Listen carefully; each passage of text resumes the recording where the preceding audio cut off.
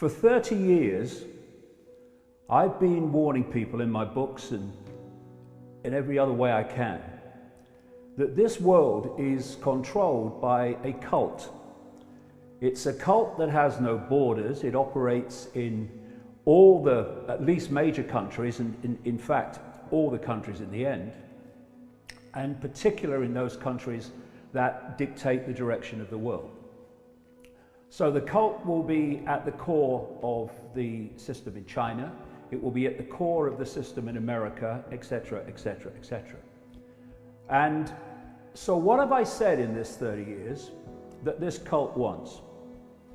I've said, and I've said it in the chats we've had before, it wants to create a beyond Orwellian global state in which a tiny few people dictate to everyone else.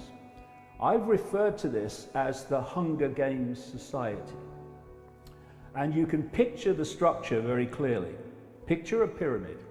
At the top of the pyramid, you've got a tiny few enormously wealthy people that actually are connected to this cult. We now have a name for them. We call them the 1%. At the bottom of this pyramid in the Hunger Games society is basically the rest of humanity that is dependent upon the 1%. And in between the two is a vicious, merciless police military state to impose the will of the 1% on the population and to prevent the population challenging the 1%. And this Hunger Games society is not classic fascism, it's not classic communism, although the outcome in terms of tyranny is the same. It is a technocracy. Use the unquestioning, pathetic mainstream media to tell the public the version of the problem you want them to believe. And you're looking at stage 2, the reaction, for fear, that's the currency of control, outrage, whatever the problem is, and either a demand from the public that something must be done, or at least an acceptance from the public that things need to change because of the problem. Where this world is being taken by this cult, then everything seems random. Random. Climate change, random. Economic crash, random. Let's take all of that and apply it to the and what's happening now, and let people decide for themselves if they think that the fact that the hysteria ticks every single box of that outcome, that goal, whether that's a coincidence. I absolutely do not believe that it is.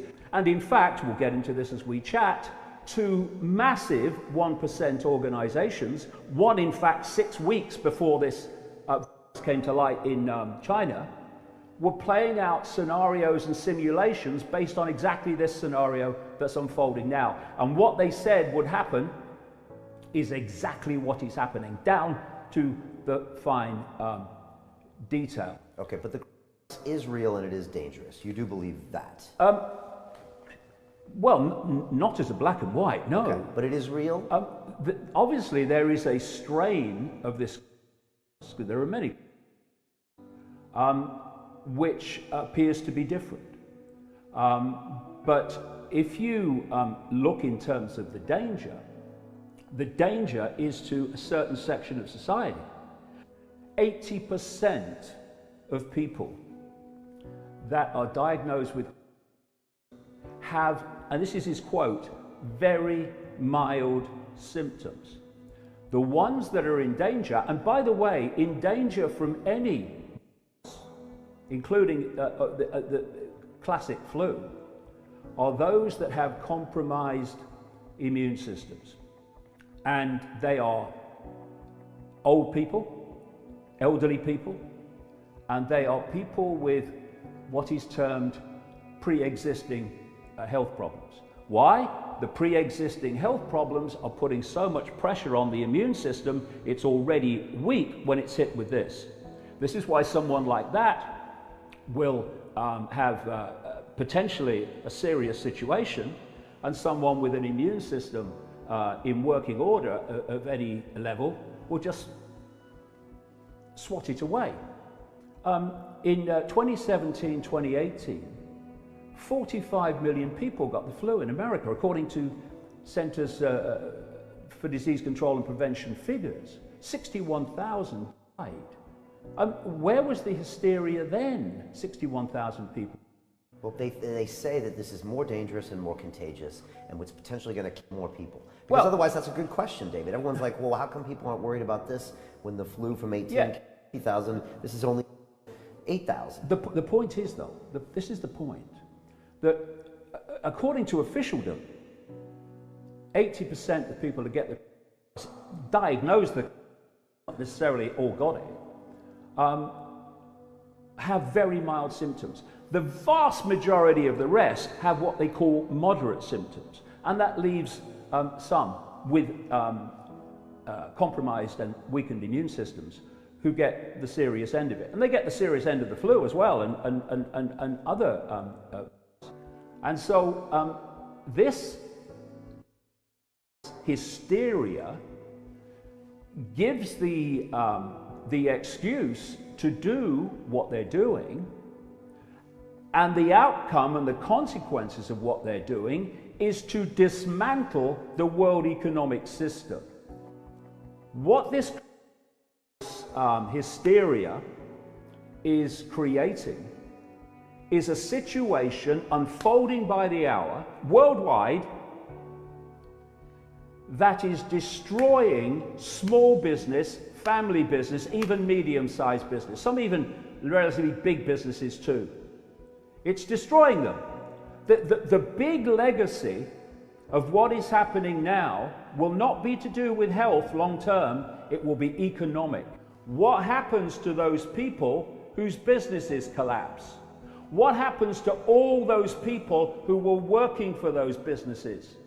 For bars, for hotels, for all these businesses that have been targeted, don't go there, shut down. What happens to them? They fall into the bottom of the Hunger Games society. And as this came out of China, of all the countries in all the world, Iran got its smack worse than anyone before it started to appear in Italy. So not only did Iran have this, what again seems a stronger strain of it, but it was killing the people within the regime at a very early stage. And you know, that's a coincidence. How many coincidences do you want? Bill Gates, the guy that wants to vaccinate the frickin' world, and by the way, is funding the electronic tracking of people so that the authorities know if they've been vaccinated or not, through an organization he funds called Gavi. And they ran this simulation called Event 201, in which they inserted, you know, scenario or simulated news reports. And if you watch them, you can see it on the internet. It's just like the news reports we're seeing in the media. And another possibility is that World Military Games was a wonderful front to release some kind of in that same area. So all these things are something that have to be explored and put into the mix, because what happens if you only believe the official version of everything is the official solution for the problem you believe in is going to take us further and further down the road to a society that would make George Orwell wince. And all the things that I've said, this cult wants, this cult is getting as a result of this. If they carried on and allowed that to happen, the world economic system would not be demolished. And the idea is to demolish it so you can replace it. Problem, reaction, solution.